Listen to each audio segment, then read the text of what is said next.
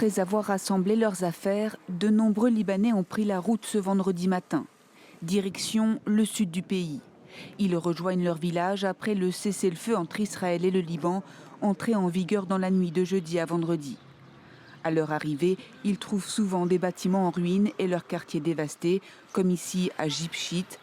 Mais certains sont soulagés de pouvoir rentrer chez eux après 1 mois et demi de guerre. J'étais extrêmement heureuse car nous avons pu rentrer rapidement chez nous. L'annonce du cessez-le-feu a été si soudaine, on ne s'y attendait pas.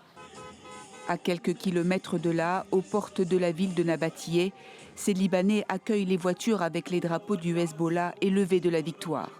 Ceux-là rendent hommage aux combattants du mouvement chiite et à son ancien leader. Nous sommes à ton service, Hassan Nasrallah. Que Dieu protège nos combattants. Un cessez-le-feu de 10 jours a été annoncé jeudi par Donald Trump entre Israël et le Liban. Le président américain a assuré que le Hezbollah fait partie de l'accord.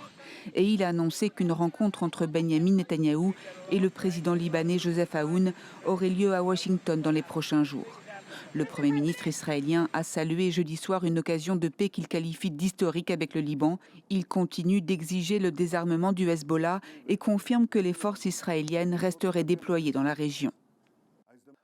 Nous restons au Liban, dans une zone de sécurité renforcée, une zone de sécurité de 10 km de large, bien plus solide, puissante, continue et compacte que celle dont nous disposions auparavant.